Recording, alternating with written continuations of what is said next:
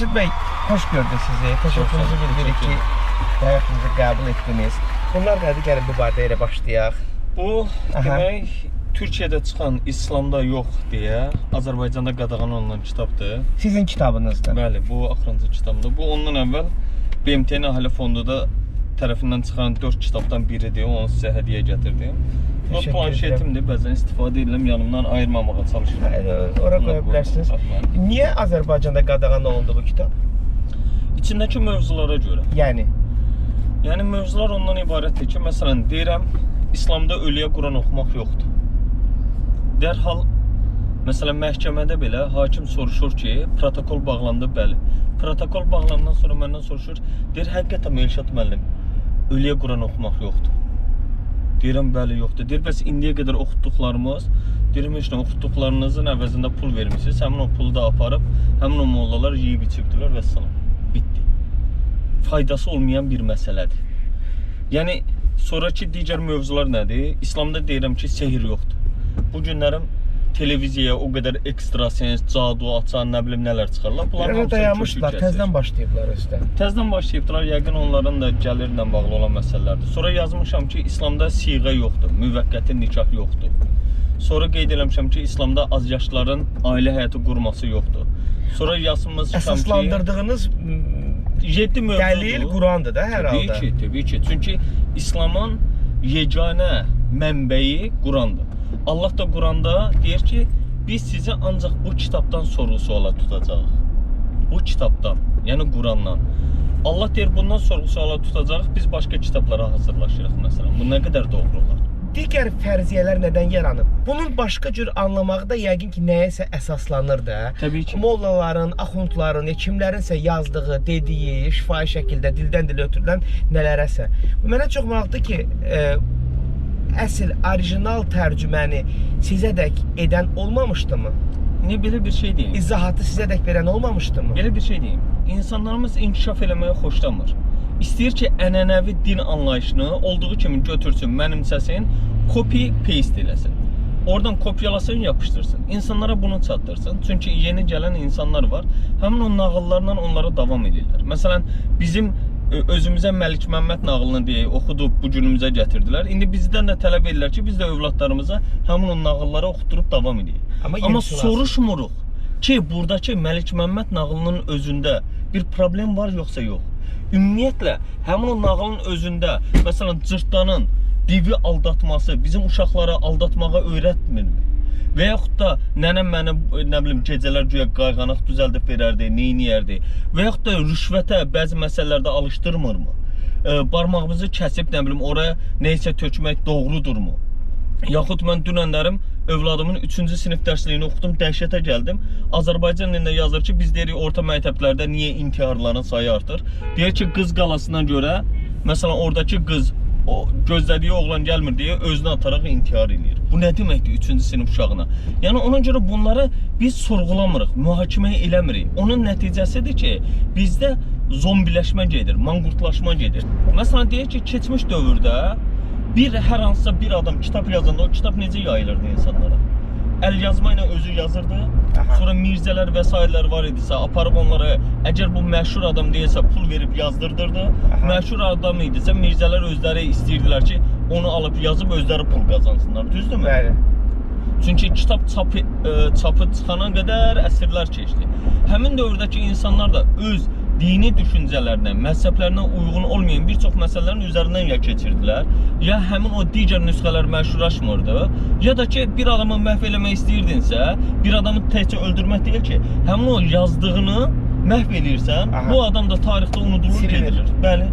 Məsələn, iddia eləyirlər ki, niyə səndən əvvəl başqaları demədi? Deyirəm, qardaş, əgər sizin iddianızda doğrusunuzsa, məndən əvvəl deyilib deyilmədiyini ortaya çıxarmalısınız. Amma gerçəkdənmi sizdən əvvəl başqaları deymədi? Deyib, mən inanmıram deyib. Baxın, mən sizə bir misal deyim də.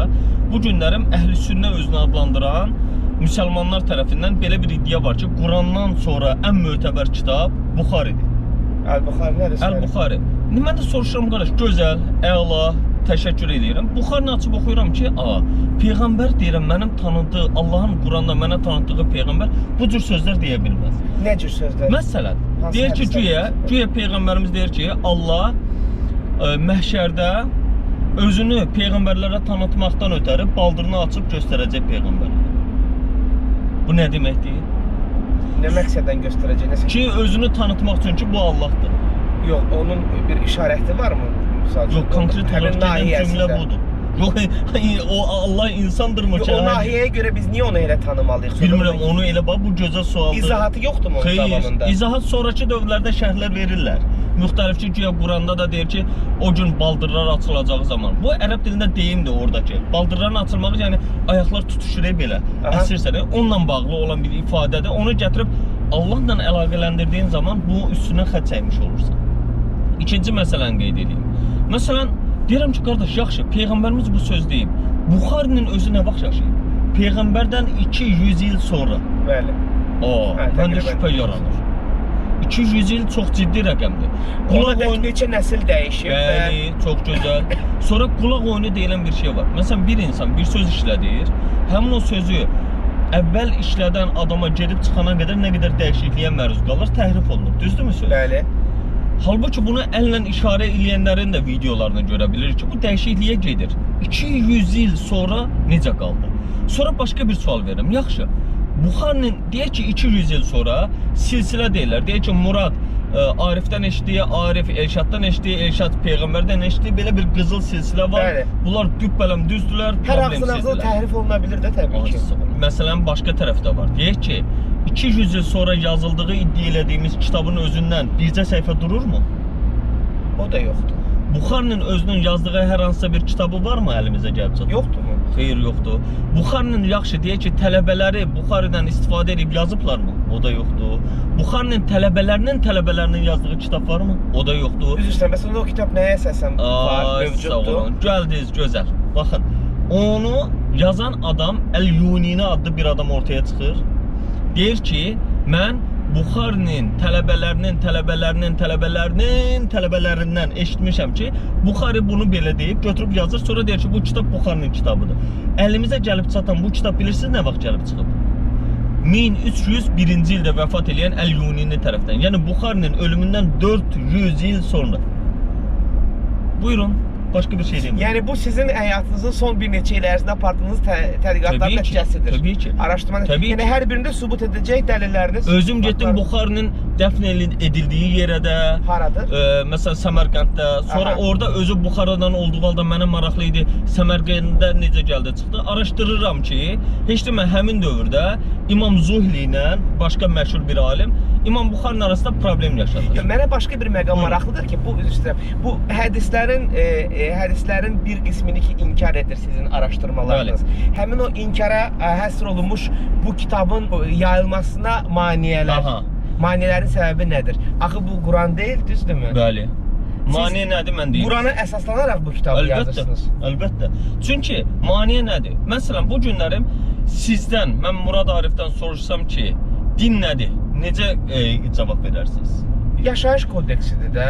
Yəni Əslində yaşayış kodeksimizi bu gün necə eləmişik? Nə vaxt din yadımıza düşür? Məsələn, nənəmiz, babamız öləndə, yaxınımız vəfat eləyəndə, yas mərasimində, bu dəqiqə o nəyəsə niyyətlənəndə Elə deyilmi? və Ramazan ayında və bir də müəyyən günlərdə. Ramazan ayında bir də məhərrəmlikdə yada düşür ki, toy olmayacaq, Bəli. oradan pul itirəcəksiniz, ondan sonra səfər gələcək, oradan pul qazanamayacaqsınız. Bəli, məişətimizdə din bu şəkildə. Bəli, təəssüflər olsun ki. Mən də onu yazıram ki, birincisi, ölüyə Quran oxumaq anlayışı İslamda yoxdur. İndiyə qədər mollalıq anlayışı, mollalıq sinfi formalaşıb. Bunu deyəndə artıq həmin o bütün mollalığı aradan qaldırırsan. Yalnız Azərbaycandadırmı bu? Yox, çox şeylərdə var. Niyə sadəcə Azərbaycandadır? Amma Azərbaycanda artıq, məsələn, Türkiyədə adamlar var ki, tanıyıram. Onlar, mən özüm bu yaxınlarda birinin yaz yerində, oğul özü din xadimi gəlmişdi, bələdiyyələr orada həyata keçirir. Əlindən aldı mikrofonu, dedi, incimə dedi, özüm danışmaq istəyirəm. Anamın yasıdır, burada mən orada danışmaq istəyirəm. Bunu həyata keçirdi, çox da sevindim. Videosunu da kənardan çəkdilər. Və yaxud da mənim özümün nənəm vəfat elədiyi zaman oranın mollası var idi, gəldi dedi ki, bəs nənən vəsiyyət eləyibdi, istəyərdim ki, sən özün iştirak eləyəsən. Mən dedim, yas molla deyiləm, mollalıqla məşğul deyiləm, din xadimi deyiləm. Dedim, nənənin vəsiyyətini yerinə yetir. Mən də dedim, olarmı ki, bu məsələni siz cəmaatın qarşısında elan eləyəsiniz? Mən də bunları deyəndə insanlar rahat olsunlar. Dedi, əlbəttə. Ağsaqqal kişi idi. Hamının içində dedi ki, ay bala, siz tanıyırsınız Elşadı, uşaqlıqdan bilirsiniz, bu kənddə doğulub, böyüyüb. İlahiyyatçıdır. Bəli, və nənəsinin də vəsiyyətinə uyğun olaraq 4 nəfər dayanmışdı namaz qılmağa, cənazə namazına.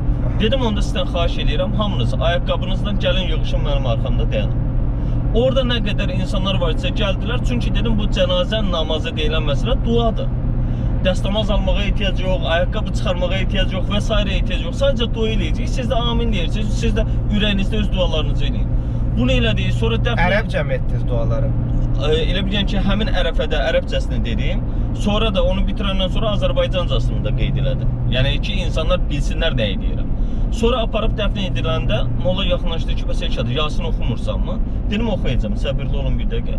Dəfn olunandan sonra cəmaata dedim ki, baxın, mən indi Yasin haqqında sizə sadəcə bəhs edəcəm. Bilirsiniz ki, dedim, nənəm 7 yaşında namazında, niyazında olan bir qadın idi. Bu insan, dedim, ərəb dilini bilmir. Mən indi burada Yasinə ərəbcə oxumağım və yaxud da təlqin deyirlər, səndən göyə orada soruşacaqlar, Rəbbin kimdir, dinin nədir. Bunların heç birinin, dedim, nənəmə deməyin yeri yoxdur. Nə də mən buradan ona kopya verə bilmərəm. Bəli. Ki, orada bunu götürsün, fikirləşsin, düşünsün. Mənim demək istədiyim onlardır ki, sadəcə olaraq, Yasin haqqında mən sizə deyim ki, Yasin surəsinin özündə buyurulur ki, ayədə belə buyurur, liyunzirə həyyən, diri olanları xəbərdar eləməyin üçün göndərilir. Bunu dedim, nənəmə oxumağın bir faydası olacaqsa oxuyun. Dedim, orada günəşin hərəkət istiqamətindən bəhs olunur. Əş-şəmsu təcrilli mustaqarrillət deyilir. Bunun nənəmə faydası olacaqsa dedim, oxuyun.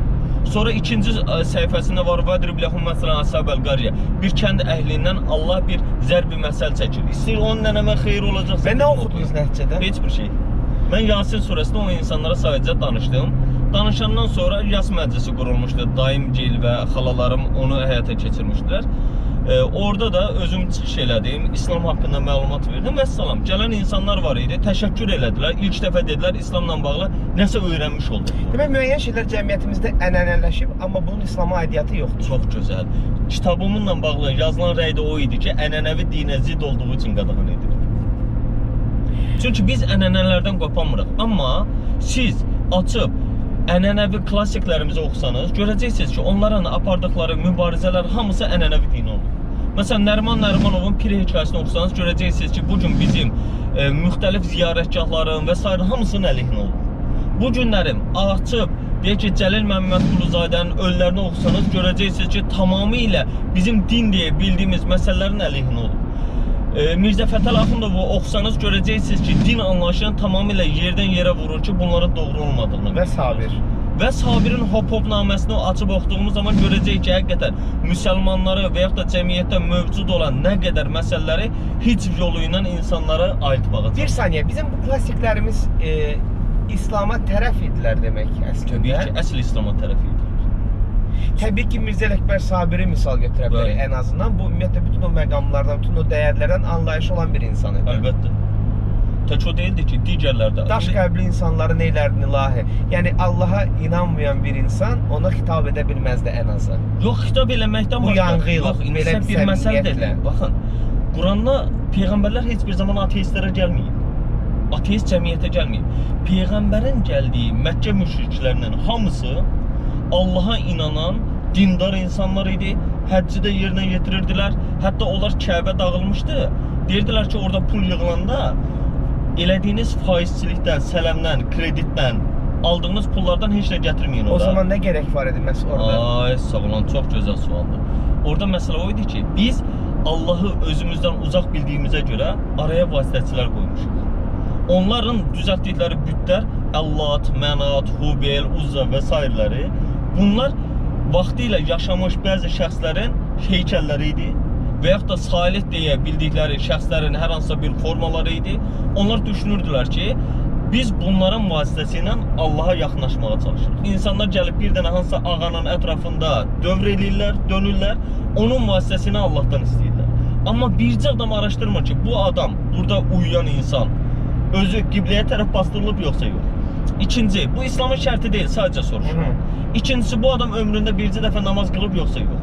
Üçüncüsü soruşmurlar ki bu adam ömründə bircə dəfə Quran açıb oxuya bilir yoxsa Yəni yox. bunları araşdırırıq da bizdə nənəmizdən, babamızdan bizə qalan bir çox davranışlar sistemi var ki, biz də onları Bəli. davam edərək bu həyatı yaşayırıq.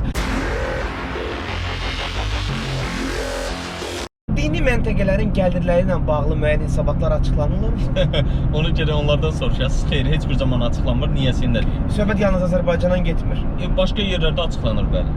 Məsələn, qonşu ölkələrdən deyim, sonra xarici ölkələrə keçim. Mən dünyanın bir çox ölkəsində olmuşam və getdiyim yerlərdə də mütləq dinlə bağlı araşdırmalar aparmışam. Təsəvvür edin, qonşu Türkiyədə gedib hər hansısa bir məscidə yardım elədiyiniz zaman məscidin özünün dərnəyi olur. Dərnək sizə ciddi hesabat blankları verir. Yəni aldığınıza dair mədaxil qəbzi verir. O mədaxil qəbzindən görə də onların vakiflər fondu var, ona hesabat verirlər.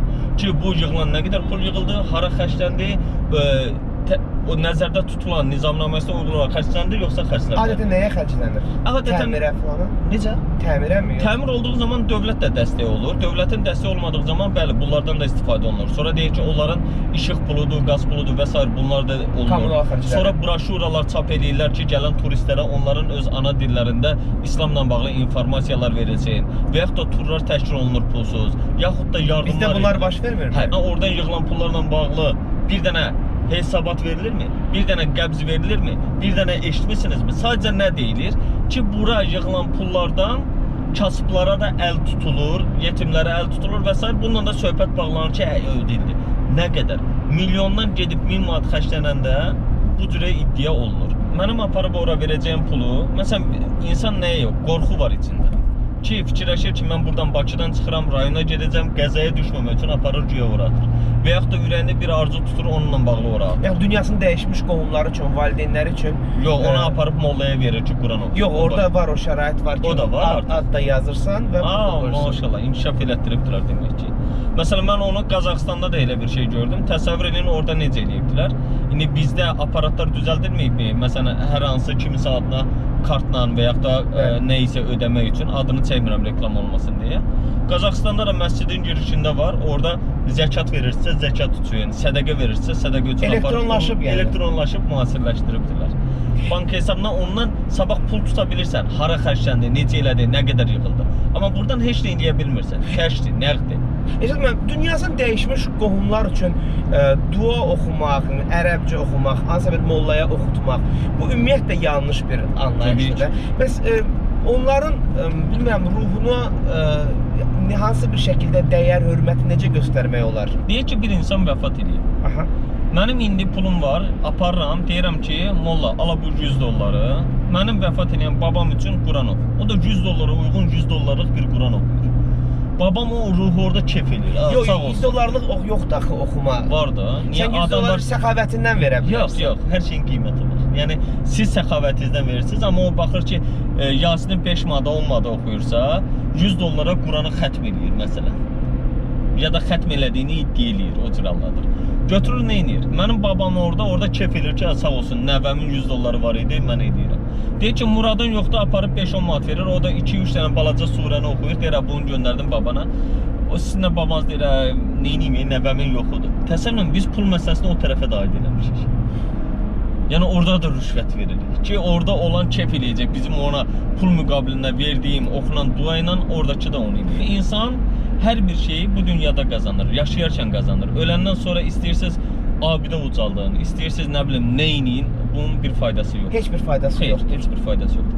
Çünki insan hər bir şeyi ağlı başındaykən, iradəsi özündəykən qazanır, yaxşılığı da pisliyi də, günahı da savabıdır. Dəfələrlə Allah rəhmət eləsin ifadəsi işlətdiniz. Bu ölüyə edilən dua deyilmi özü? Xeyr, diriyə də edilir. Çünki bir-birimizə həmişə məsələn ərəblərdə Yox, diriyə də edilir demirəm. Yəni misal üçün hansısa bir dostunuzun dünyadan köçdüyünü deyərkən Allah rəhmət eləsin dediniz. Bunun cavabı nədir? Allah mərhəməti ilə onu haqq hesaba çəksin demək. Tamam, duadır yəni. Əlbəttə o cürə dua eləmək Dünyasını dəyişən insana duadır yəni. Bəli, bu cürə dua eləmək olar. Burada problem yoxdur. Yəni bu cürə dua etmək olursa, bunu amma pul verib kiməsə elətdirməyin yeri yoxdur. pul vermədin olar mı? Əlbəttə, özünüz həmişə məsələn Quranda ayə var. Yox, mən effektdən danışıram. Misal üçün bizim dediyimiz Allah rəhmət eləsin ifadəsinin effekti ola bilərmi? Təsiri ola bilərmi? Hə, indi onun təsirini yaradan Allahdır. Onu Allah bilərik. Allah bilir ki, o Yəni bunu bilmədən edirsiniz bunu. Yox, bilinmədən nədir? Məsələn, Allah Quranda görən bizə belə bir dua öyrədib. Deyir ki, Rabbənə xfirli və li validəyyə. Rabbənə xfir, ey Rəbbim, mənə də deyir, məni bağışla, valideynlərimi bağışla, məndən öncəkiləri də bağışla deyir. Yəni bizdən öncəkilər ölmüş getmiş olanlardır. Yəni onlara Allah bağışlaması ilə bəlkə bizim dualarımızla bağışlayır. Demək ölüyə dua deyilən bir anlayış var da, harca bu ölünün bağışlaması üçün Allaha dua edirik. Allaha dua edirik. Böyle bu niyə də yox? Çünki onunla bağlı elə ayələr. İndi həmin o Yasin oxumaq, dua Xeyr, Yasin dua deyil. Yasin surədir. Yenə deyirəm, açıq indi Yasinin mən bunu heç vaxt demək istəmirdim. Dua məqsədi ilə oxunması qəbul olunmaz. Bu bilirsiniz nəyə oxşuyur? Gedirsiniz həkimə, həkim sizə resept yazır. Siz də həmin o resepti elə bilin ki, o xəstəlikdən ölən ölülərə oxuyursunuz. Bunun bir faydası olar mı ona? Heç vaxt. Bu resept odur ki, geçən dərmanlarını al, müalicə olun da. Və yaxud da deyir ki, həkim resept yazar. O resepti biz hər günlər dua məqsədi ilə oxuyuruq. Sonra da həkimə gedib deyirik ki, bəs onlara oxudum və mən sağaldım. Bu nə qədər doğru ola bilər? Həkim adama gülər ki, sən artıq bir dənə İslam məşrəqəyə sən yola salaq, get orada artıq müalicə olun yenə. Yəni bu eyni şeydir. Əlbəttə. Allah bu kitabı başa düşülmək üçün göndərib, amma biz başa düşülmədən ərəbcə Elhamdülillahi Rabbi belə deyib oxumaqla eləyirik. Budurmu din? Deyil. Əlbəttə deyil. Niyə dində qadağalar daha çox qadınlara tətbiq olunur və yaxud da ki belə görünür? Məsələn, qadın başını bağlamalıdır, kəbinsiz halal olmayan münasibətlər qadınlar üçün hökmən qadağadır. Amma yalnız qadınlar üçün deyil, həmçinin kişilər üçün də aiddir bu. Sadəcə olaraq reallıq ondan ibarətdir ki, məsəl üçün kişilər artıq təcrübəli ailə həyatına başlayırlar. Qadınlar isə bir qayda olaraq yox. Yəni patriarxal bir institutdur sanki din. Söhbət yalnız İslamdan da gedir. Yox, elə İslamın özündə deyil. İslama təqdim olunan din budur. İslam bizə təqdim olunan İslam bu cürə dindir. Amma Allahın kitabında din o cürə deyil. Deyirsiniz ki, ataerkil, patriarxal bir din anlayışı mövcuddur. Niyə?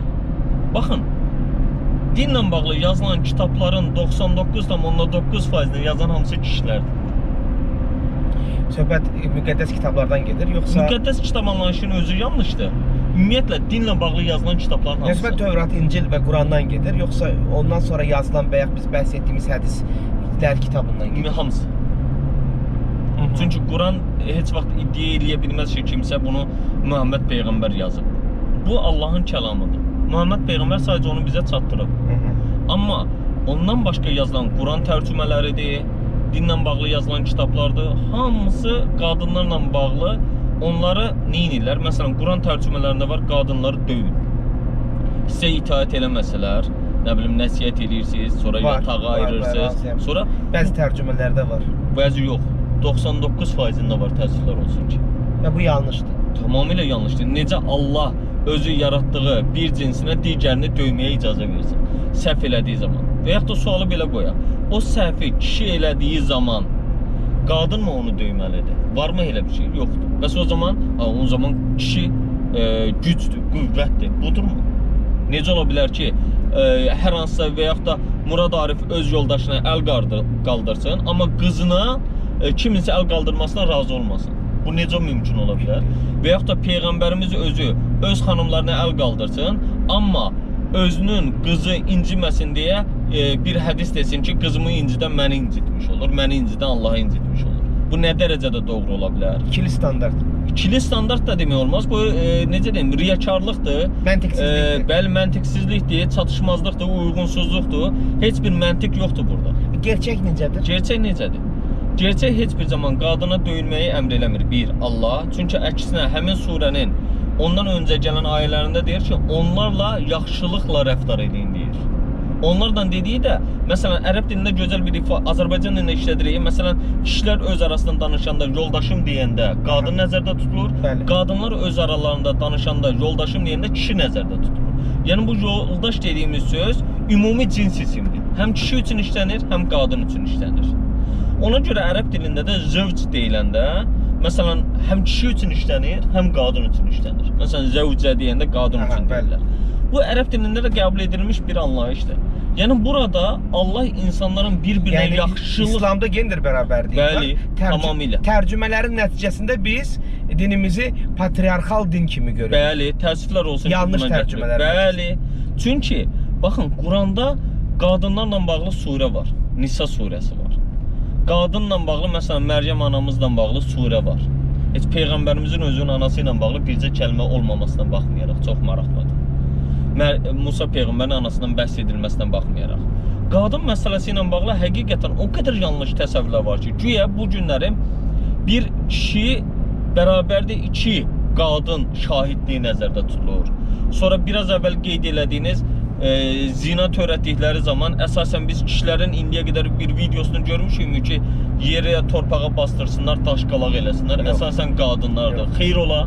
Necə çıxıb bu? İslamda gəlin sualı belə qoyaq. Ümumiyyətlə İslamda daşqalaq varmı? Ümumiyyətlə Quranda rəcm deyilən bir ayə varmı? Yoxdur. Və hardan çıxarıbdılar? Keçmişdəkilərin mövcud olan anlayışını dinlə əlaqələndirib bizə təqdim edibdilər. Bu günlərim İslamı bu cürə təqdim edir. Əcəz bəy, bu axı əsrlə davam edən bir şeydir. Niyə buna qarşı mübarizə aparan müəyyən alimlər peyda olmadı, müəyyən kitablar yazılmadı? Bu ümumiyyətlə bu düşüncələr niyə kök salır? Bu günlərim müasir dövrdür. Mənim kitabımı Azərbaycanda qadağan eləyibdilərsə, siz bunlardan necə xəbərdar olacaqsınız?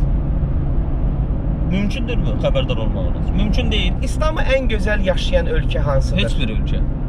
Təəssüflər olsun ki, bu günlərin İslamın yaşandığı ölkələr olaraq bizim gördüyümüz şəxsən mənim Avropa ölkələrdir, əsasən də Qərbi Avropa ölkələri. Biabırçılıqdır. Yəni bu günləri mən Norveçə getdiyimdə yəni həyat fəaliyyətinə görə deyirsiniz İslam yaşayırlar, yoxsa insanların, bəli, Allahın bizdən istədiyi yaşayışı, Allahın bizdən istədiyi qayda, qanunları, aldatmamağı, düzgün yaşama prinsiplərini müsəlman ölkələrindən daha çox digər Avropa ölkələrində şahid. Misal göstərə bilərsiniz? Əlbəttə. Məsələn, mən sizə bir şey deyim. Davranışlara görə deyirsiniz. Norveçdə bir günün altında otluqda uzanıb özümdən asılı olmadan yatmışam bir parkda. Aha.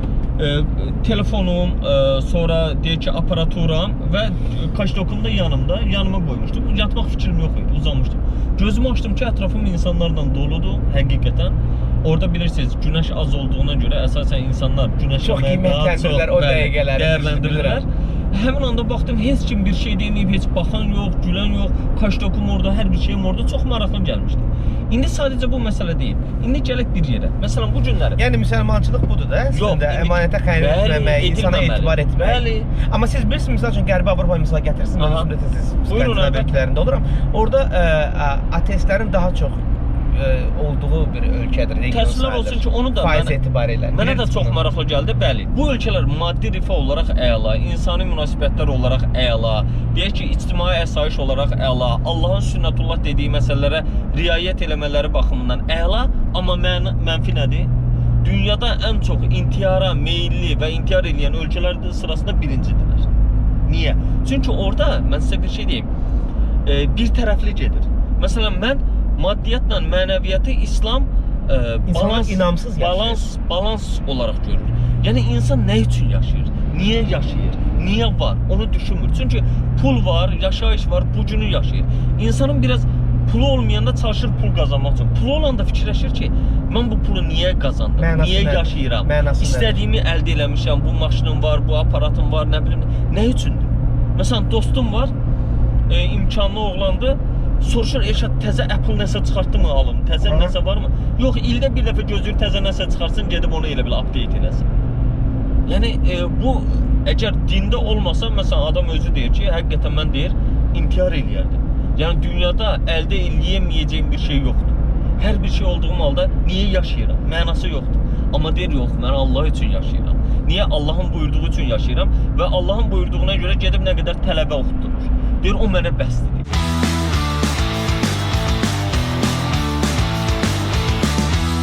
Ümumiyyətlə İslama bir elm kimi və Qurana bir elm kitabı kimi yanaşsaq və əminəm ki, belə yanaşan insanlar çoxdur. Rastmı ümumiyyətlə bu fikirlə? Xeyr, elm kitabı deyil. Çünki elm dediyiniz anlayış tamam başqa şeydir. Quran həyat kitabıdır. Sualımın kökü əslində başqadır. Elmi kitab olmasa da əlaqəsi var hardasa. Ən azı söhbət kitabdan gedirsə. Baxın da İslamın ilk əmri oxudur. Niyə bəs progres dediyimiz, inkişaf dediyimiz daha çox qərbdədir, nəinki şərqdə? Bu da çox gözəl sualdır əslində. Baxın, bu sizin verdiyiniz bu sual günümüzə görə verilən sualdır. Amma bununla bağlı bir Qərb alimi belə bir ifadə işlətmişdi ki, əgər bu günlərin verilən Nobel mükafatı 9-cu, 10-cu əsrlərdə verilmiş olsaydı, hamısını müsəlman alimlər alardı. İkinci bir misal. Amma o dayandı o proses. Ya dayandı. Dayanmağını deyəcəm mən sizə. Niyə? Qurandan uzaqlaşdıqca dayandı.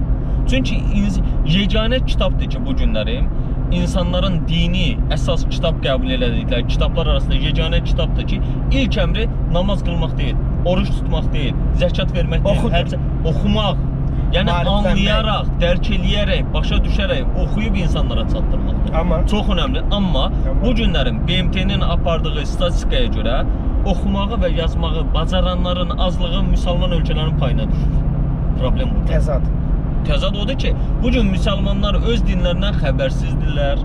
Bugün müsəlmanlar sadəcə olaraq ənənəvi din anlayışını yaşayırlar. Bugün müsəlmanlar heç öz soruşsanız özlərini müsəlman adlandıranlardan sizdən də soruşmuram ona görə. Çoxu Quranı heç bircə dəfə oxumayıblar. Orada nəyin deyildiyini bilmirlər. Amma müsəlmanım. Nəyin müsəlmandır? Oğlanların uşaq vaxtı sünnət edilməyidirmi müsəlmançılıq? Qızların, sabahlarım ərə verilərkən üzr istəyirəm, nə bilim, nə idimi müsəlmançılıq? Yəni bu necə anlayışdır? Müsəlmançılıq budurmu? Sənin yaşayışın, əgər bunu göstərmirsənsə, hansı müsəlmançılıq? Hətta səhv eləmirəmsə Mehmet Akif Ersoyev, onun başqaları da deyir. Deyir, Avropaya getdim, yaşayışları dinimiz, dinləri isə bizim yaşayışımız deyir. Yəni o səviyyədədir bu günlər. Məsələn, hər hansısa bir telefon alanda baxırıq necə istifadə olunmalıdır. Maşın olanda yanında bir şey var. Bəli. Bu da Allahın insana göndərdiyi bir kitabdır. İnsanın istifadə edilmə qaydaları olan bir kitabdır. Ən yaxşı tərcüməsi hansıdır? Misal üçün tamaşaçılara Azərbaycan dilində belə bir tərcümə tövsiyə eləyə bilmirəm, təəssüflər olsun ki. Amma Türkiyədə məsələn əslində yəni daha çox razılaşdığınız tərcümə hansıdır? Azərbaycan dilində heç biri. Yəni nisbətən biri daha çox razılaşır. Nisbətən hansını istəyirlər oxusunlar. Ay eşitmə, bir neçə tərcüməsi var. Valla ona yaxın tərcüməsi var. Baxıram, hamısında da ciddi problemlər. Biri digərindən betərdir demək. Həqiqətən təəssüflər olsun ki. Muhammed Hamidullahın tərcüməsini tövsiyə eləyərəm. Sonra bundan başqa Mustafa İslamoğlu'nun tövsiyə eləyərəm. Süleymani Vakfı meali var internetdə, onu tövsiyə eləyərəm. Yəni istifadə eləsinlər bunları müqayisəli şəkildə. Bir görüntü var. Misal üçün avtomobili idarə edərkən yol kənarında görürəm. Məktəbli uşaqlar, balaca qızcığazlardır. Yəni körpə uşaqlardır da, ikinci, üçüncü sinif uşaqlardır. Bəzən görürəm başı bağlıdırlar. Mənə gəlir ki, uşağın əlindən sanki uşaqlıq illəri alınıbdır. Təəssürat oyadır məndə. Çox maraqlıdır ki, Elşad Miri özü var belə görüntülər necə yanaşır. Bəlkə əslində hər şey doğrudur, belə də qəbul etmək lazımdır müsbət kimi. Valla bu dediyinizin altına qol çəkərəm. Təəssüflənmirəm. Siz də təəssüfləndirir. Təbii ki. Çünki biz öz dini düşüncəmizi uşaqlara yeridirik. Sabahların bu uşaqlar da bilmədən, eləmədən bunu azadlığa çıxanda, öz ayaqları üzərində dayanmağa başlayanda sabah ya ateist olurlar, ya deist olurlar, ya başlarını açırlar. Nə olur? İslam sadəcə budurmu? Məsələn, bu başörtüsü məsələsi sadəcə İslamla bağlı bir məsələ deyil. Hindistana gedin, orada da ənənə var, hinduizmdə də başörtüsü var. Yahudilikdə indinin özündə də Hasaiki məzhəbi var, Hasaiki. Onların özündə qadınlar üçün çox ciddi belə şərtlər var. Məsələn, düzdür, Yahudilər fərqli təqdim olunur bizdə. Qaydaq İslamda hicab şərtlərini tələb edir. İslamda hicabın elə Quranda sadəcə İslamın gətirdiyi bir forma deyil. İslamdan əvvəl də var idi. Aha. Bütün başqa dinlərdə də var. Bizim ənənəvi deyək ki, bugün kəndlərimizdə məsələn gəlinin, qaynatanın yanında kəlağayı ilə gəzməsi də var. Kəlağayı anlayışı olub. Yəni bu bununla bağlıdır. Yoxsa deyək ki, hər hansısa bir formada... Sizə görə hicab kəlağaydan fərqlənmir, seçilmir. Neyindən seçilmədi? Niyə seçilmədi? Yəni İslamın şərti deyil bu. Bir qadının belə bir şeylər uydurub da belə bağlanmamağı, belə bağlanmağı. Saçının bir tükü görünsə cəhənnəmdə yanacaq. Yəni bizi Allah özünü ilk necə tanıdır? Bismillahirrahmanirrahim deyirik. Rəhman və Rəhim. Mərhəmətli və rəhimli olan. Özü həmişə mərhəmətli olan Allah bir dənə tükə görə cəzalandıracaqsa bu din ola bilərmi? Belə bir Allah anlayışı ola bilərmi? Ona görə bu şeylər həqiqətən çox sonradan. Mən hətta bir dəfə qeyd elədim, İspaniyada belə bir hadisə oldu bizdə. Əndəlüs bölgəsindən getmişdik. Orada məscidə girdik namaz qılmağa. Qadınlar girəndə, məsələn, orada qadınlar üçün kəlağaylar və s. qoyulub. Başı açıq olanlar götürüb örtsün deyə. Məsələn, bir xanımımız başı açıq idi. Məndən soruşdu, dedim bu cürədə namazınızı qıla bilərsiniz. Kəlağaya ona çatmadığına görə qılıb çıxanda etiraz elədi ki, oradakı qadınlar, bəs bu necə olur, hardan gəldi belə bir şey? Dedim, xanım, gəlin bir şey deyək, dəqiqləşdirək. Bu xanım ömür boyu başı açıq gəzir, düzdürmü? Dedilər, bəli. Dedim, məscidə girəndə Allah burada görür, çıxanda görmürmü? Bu, burada girib Allahı mı alladır, yoxsa riyakarlıq mı eləyir? Yoxsa ikiyüzlülük mi eləyir? Yəni belə bir anlayış ola bilərmi? Bu gün hətta bizdə təəssüf olsun ki, jurnalistlərimiz belə hər hansısa bir din xadiminin yanına gələndə başlarını göyə örtürlər. Nə bu nə qədər doğru olan bir anlayışdır. Belə bir şey ola bilərmi? Yəni bu Allahın elə bil kimi alladırıq biz? Özümüzü mü alladırıq, yoxsa Allahı mı alladırıq? Bir saniye, yəni gerçək İslamda qadının geyimi və ya qadının görkəmi haqqında nələrsə qeyd olunur? Bəli, var. Quran-ı Kərimdə Nur surəsi başörtüsü var, inkar eləmirəm onu. Yəni başörtüsü həmişə olubdur. Yəni bayağı Hammurapi qanunlarında belə var. Baş örtülməlidir deyə bir ifadə varmı? Var, bəli, ondan bağlı. O zaman siz niyə həmin o Əndəlüsdə o qadına başı açıq? Bu qadın həmişə başı açıqdır. Niyə indi məsciddə örsün, çıxandan sonra orada qoyub çıxsın? Bu nə dərəcədə doğrudur? Məsələn, başı açıq adam var, namaz qılır. Sonra onu çıxarıb taxmaqdan gedir ümumiyyətlə. Əlbəttə, dəqiq başa çıxartın, taxdın. Kimə göstərirsən özünü? Yəni həyatda başı bağlı deyilsə, Başı bağlı deyilsə, namaz qılanda, başını bağlayanda nə dəyişir? Kimi alladırsan? deyirlər ki, Allahın huzuruna gəlmişəm də, yəni. Başqa vaxt indi biz burada Allahın huzurunda deyilik. Həmişə onun huzurundayıq. Vəssalamlar. Allah bizə Quranda şah damarımızdan daha yaxın olduğunu bildirmirmi? Bizim ürəyimizdən keçənləri bilmirmi? O zaman biz neyin oyununu oynuyoruz? Həcc ziyarəti haqqında istərdim sizdən soruşum. Mənim bir çox adam tanışlarım var ki, hansına ki ürəyində sual var. Mən bu davranışın, bu addımın, bu səfərin məntiqini, mənasını anlamıram. İbrahim Peyğəmbərdən Quranda bəhs olunur ki, Allah ona deyir ki, insanları, demirəm müsəlmanları, insanları həccə dəvət edir. Həcc nədir? Həcc əslində bu günləri, məsələn, müasir formada qeyd edeyim ki, Birləşmiş Millətlər Təşkilatına üzv olan ölkələrin illik və yaxud da müəyyən dövrlərdə çağırdıqları bir seminar, tədbir olur. Qurultay. Qurultay olur deyək ki. Həmin o qurultayla bağlı ildə bir dəfə yığışdıqları bir məsələdir. Və yaxud da başqa bir şey deyim. Deyək Yəni ki, birlik ritualıdır. bəli, həmin o ritualda, məsələn, sizə bir misal deyim. Peyğəmbərin yaşadığı dövrlərdə necə olub? İkinci xəlifə Ömər öz dövründə nə edirdi? Həmin o icra başçılarını çağırırdı o bölgəyə. Həcclərini eləyirdilər. Həcclərini eləyəndən sonra cəmaət də oradadır, digərləri, bu icra başçıları da orada. Onların qarşısına çıxarırdı ki, buyurun, şikayət və təkliflərinizi eləyin. Məsələ yerində də öz həllini tapırdı. Yəni görün, həccdən necə istifadə olunurdu. Amma biz bugün necə istifadə edirik? Veririk 4000-5000 dollar, gedirik qallıq otellərdə, yeyirik, içirik, gəzirik, alışverişimizi eləyirik. Selfie çəkdirik. Sadəcə o selfie çəkə bilər. Allah orada deyir ki, mən istətə, gücü çatırsa, ged.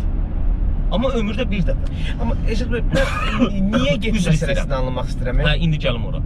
Peyğəmbərimiz ömründə bircə dəfə həcc edib. Orada yaşamasına baxmayaraq. Bircə dəfə həcc edib.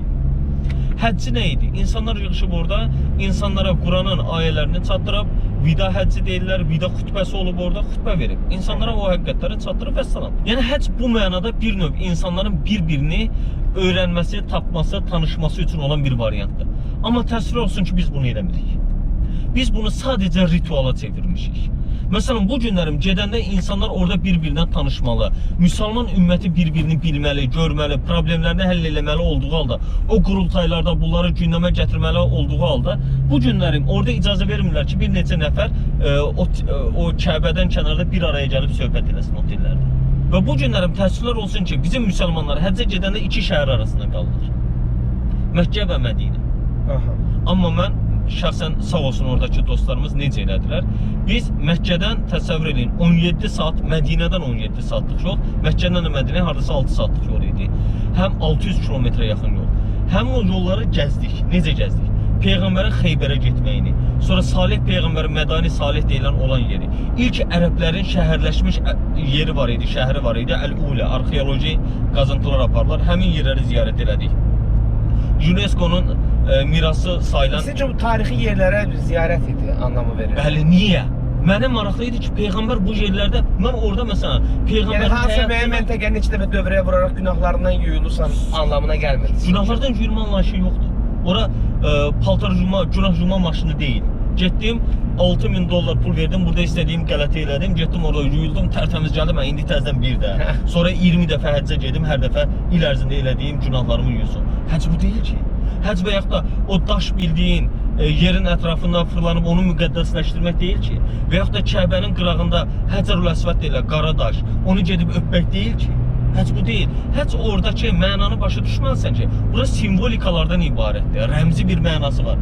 Həcc gedib güya şeytana daş atır. Ki müsəlman ümməti bir ola bilsin. Bəli, çox gözəl. Orada sən ehramı geyindiyin zaman artıq Murad Arif yox, adi Allahın bir bəndəsisən. Milliyyətlərə bölünmürük, Bəli, ölkələrə, birsən. dövlətlərə bölünmürük. Oradakı təvaf, sənin geyindiyin ehram, bütün bunları edir ki, sən bütün maddi, mənəvi hər bir şeyindən soyulursan, orada eyni adam olursan. Birlik, bərabərliyin simvoludur. Onu düzgün istifadə etməliyik. Amma biz özümüzünkilərlə ancaq laqqırtı, dedi, güldü, vurdu, neynədi, sonra da gəlir adımızın da qabağında hacı deyilməyəndə xətrimizə deyilir.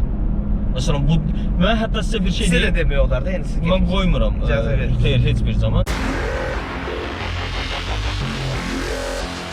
Yaşad müəllim, bax bu qədər araşdırma, bu qədər elmi işlərin fövqündə həmçinin tərcüməsinə başlamaq istəyirsinizmi nə zamansı Quranın? Eləmiş artıq eləyirəm də, amma bunlar bir neçə ilə davam edəcək. Yəni asan bir şey deyil. Təkcə elə olub ki, bir dənə 3-4 ayəli surəni bir dənə sözə görə 3 ay üzərində işləməli olur. Hansı dildə tərcümə edirsiniz? Ərəb dilindən.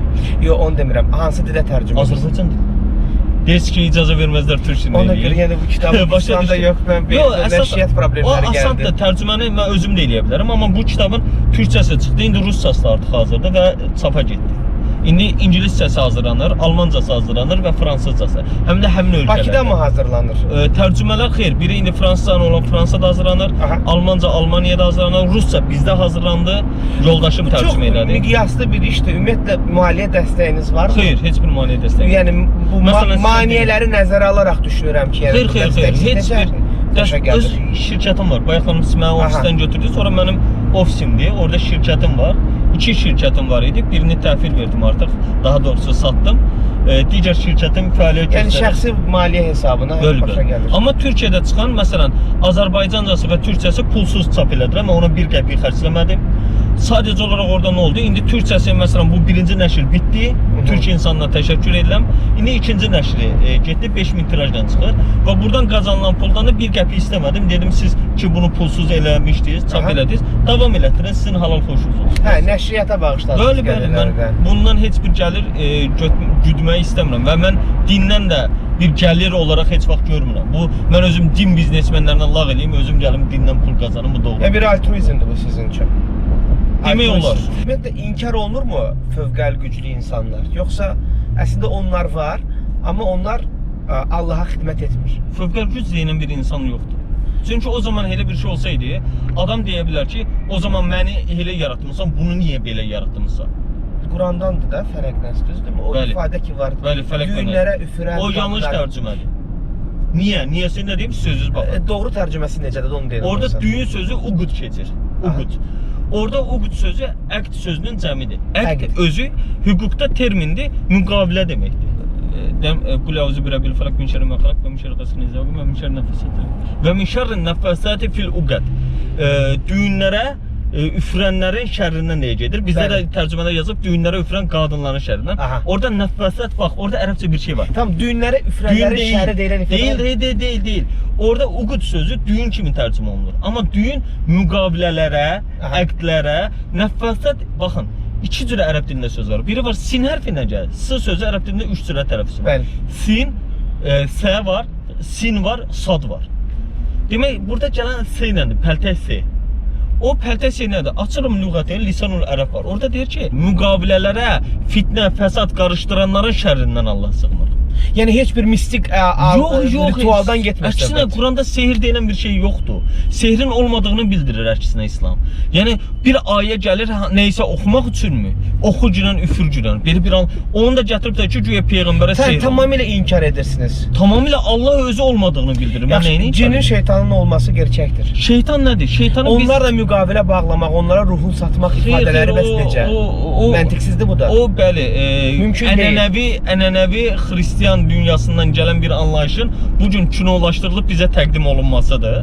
bəzi Hollywood filmlərindən bunun şahidi. Bunlar uydurma şeydir. Kimlənsə müqavilə bax. Halbuki şeytan əslində nədir? Allah Quranda nə deyir? İnsan da şeytan ola bilir. Necə? Həmin o Nas surəsində var idi. Həmin o surədə bildirir ki, insan elədiyi şeytan xüsusiyyətdir, sifətdir. Şəxs adı deyil şeytan. Davranışdır. Bəli, bir insan Addımdır. şeytanlıq elədi deyirik biz. Həmin o şeytanlıq eləməkdir. Burada sehirdən, magiyadan söhbət getmir. Xeyr, nə sehir, nə magiya. Güya peyğəmbərə sehir edilib. Bunların özü uydurmadır. Siz mənim videolarıma baxın arada.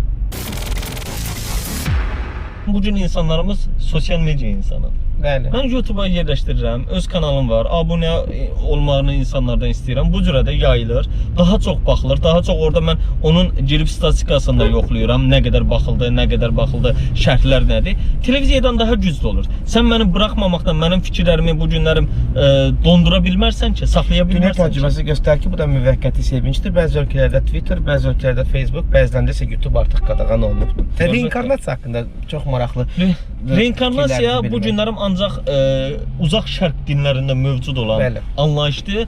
O anlayışla o insanları idarə edirlər. O olmasa onları Yoxdur elə bir şey. xeyr təbii ki yoxdur İslamda. Bir insan Yəni insan neçəncə həyatını yaşamır. xeyr elə bir şey yoxdur. Biri deyirdi mən əvvəllər vaxtında hansısa kraliça olmuşam, nə etmişəm bu günlərim indi nə bilim nə. İnsan bir dəfə gəlir dünyaya. Hə. Məsələn onlara görə elə bir anlayış var ki, insan qurbağaya da çevrilə bilər, daşa da çevrilə bilər. O anlayış var. Ona görə də məsələn Hindistanda və yaxud da o ölkələrdə yerdə yatan yazıq insanlara yardım olmur ki, fikirləşirlər ki, bu əvvəlki həyatlarında gör nə qədər pis insan olub ki, həmin o elədiyinin nəticəsində indi yaşayır. Astrologiya məsələsi. Aslında uydurma da hamısı başdan ayağa. Çünki təsəvvürləyin də eyni hüceyrədən doğulan uşaqların bəzən xarakteri fərqli olduğunu halda bizimkilər eyni aylarda, eyni bürclərdə doğulur. O bürclərin özünü araşdırın, qız bürcü adlandırıb, nə bilim nə bürcü adlandırır. Onların arasındakı olan məsafə heç bir-birinə uyğun deyil, onların hərəkətləri uyğun deyil. Bunlar sonradan bilirsiniz necədir? Paralel din oluşturublar. Baxın, astronomiya var, qabağına astrologiya gətirirlər. Amma fərqli şeylərdir. Bəli, amma bunu özlərini biraz alim kimi təqdim edirlər. Heç özlərindən xəbərləri yoxdur, gəlib şeydən danışırlar. Keçən dəfə birinə düz o veriliş getmədi efirə.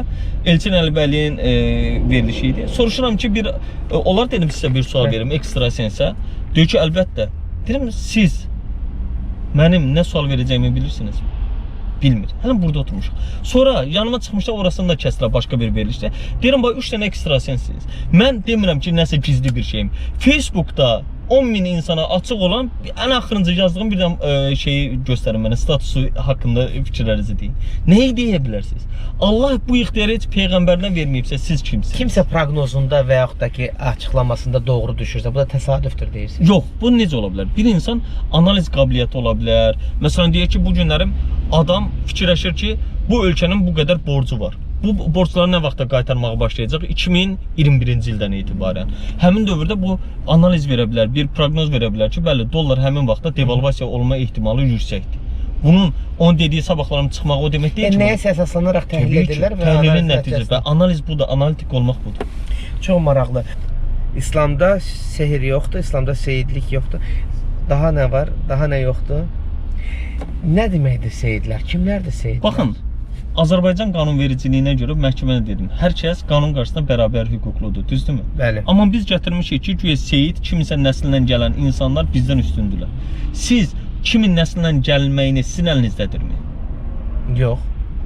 Mənim əlimdə olmayan bir şey, mənim niyə üstünlüyüm və yaxud da aşağılığım olmalıdır? Mənim hansısa millətdən doğulmağım və yaxud da doğulmamağım, niyə mənim kimisə dərimin rənginə görə üstünlük və yaxud da aşağılıq olmalıdır? Belə bir anlayış ola bilərmi? Belə bir din ola bilərmi? Məntiqsizdir, amma Tamamilə. Və Quranda seyid iki yerdə keçir.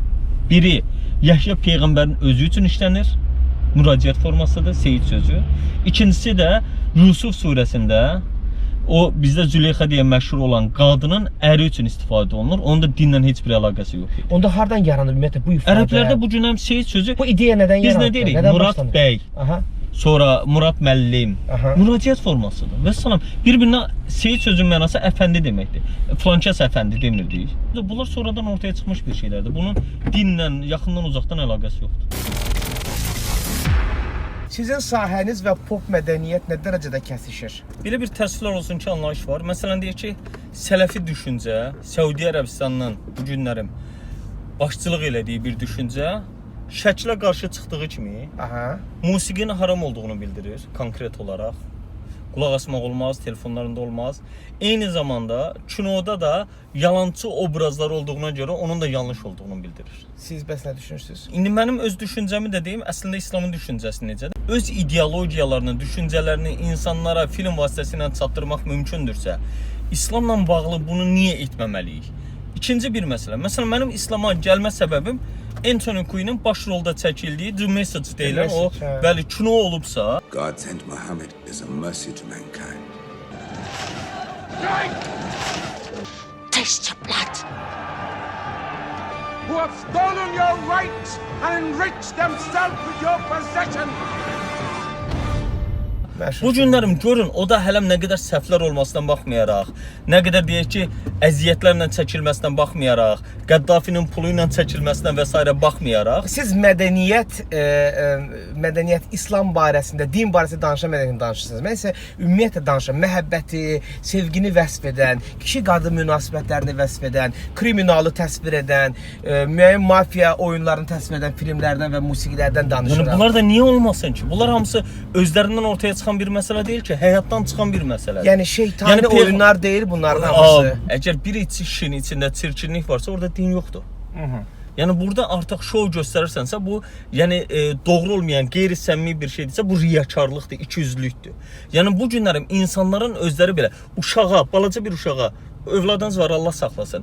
Ona fərqli bir şəkildə yanaşın və yaxud da ikiyüzlü yanaşın və yaxud da qeyri-səmimi yanaşın. Görün onun sizə reaksiyası necə olacaq. Bir son Uşaq tərtəmizdir. Aydındır. Sonuncu sual bu mövzuda. Buyurun. Özünüzün dinlədiyiniz nümunələr varmı? İzlədiyiniz sənətçilər varmı? Çox, məsələn deyək ki, biraz qəribə səslənsə də deyim, ən çox sevdiyim Sacrifice mahnısıdır. Elton John. Elton John, bəli.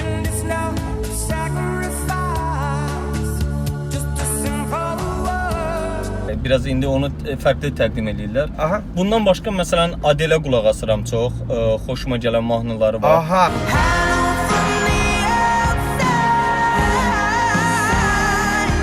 Sonra Human mahnısı çox xoşuma gəlir. Daha çox baxmaq istədiyim kinodan biri var. Dangal kinosu var, Hindistan kinosudur. Aha, bəli, Məsələn bəli. o qız uşaqlarının ilk dəfə Milli show biznesdən. Hə, milli show biznesdən deyim.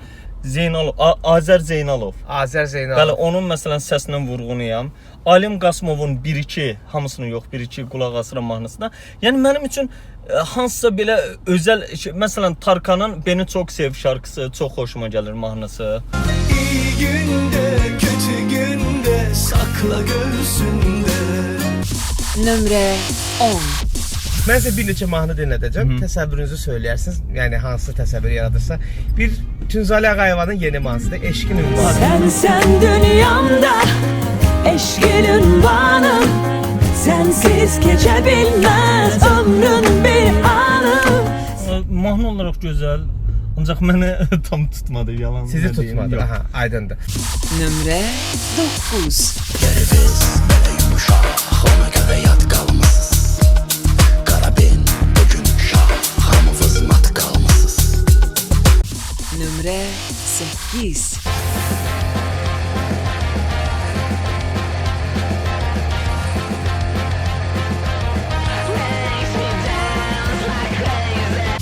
Nömrə 7. Bak ben hala sağ salim. Aslında çok beter halim. Herkes olmuş bana alim. Fikir veriyor. Yok. Yalandan. Eşad Miri, siz kitablarınızı Türkiye'de çıkarttığınız kimi Röya da mahnılarını Türkiye'de. Xeyr, onunla əlaqəsi yoxdur, ancaq Rüyanın həqiqətən səsinin çox xoşuma gəlir. Təsir edə bilir. Bəli, həqiqətən onun o səsində var.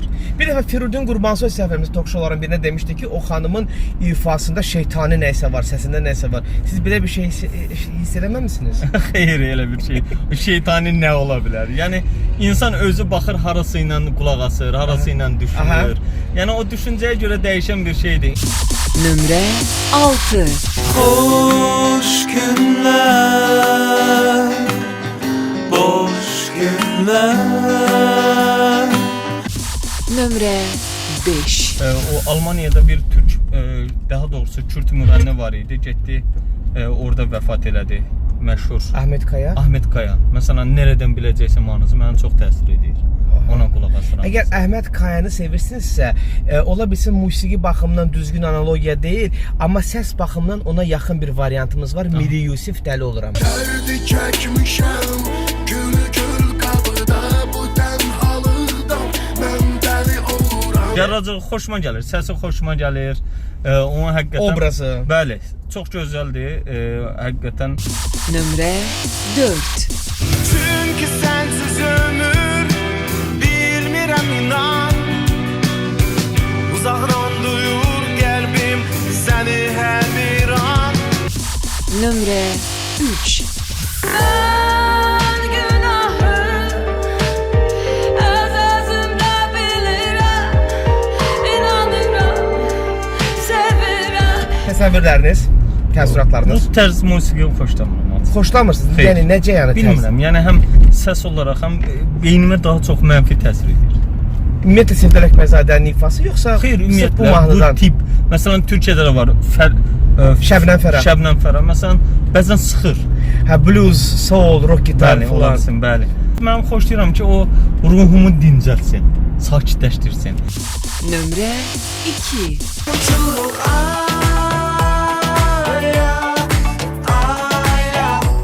Hamıdan gizlənək, sürək gedək. Agün Kazımovanın yeni mahnısı. Yox, ona qulaq asmıram. Qulaq asmırsınız, tamam. Nömrə 1. Nativan Həbibi Qısqana adlanır mahnı. Qulaq asın, baxın görün sizə yaxındır. Mənə qısqana bax, o baxışları çox sevirəm mən. Mənim mahnım deyil. Sizin mahnınız deyil. Tamam.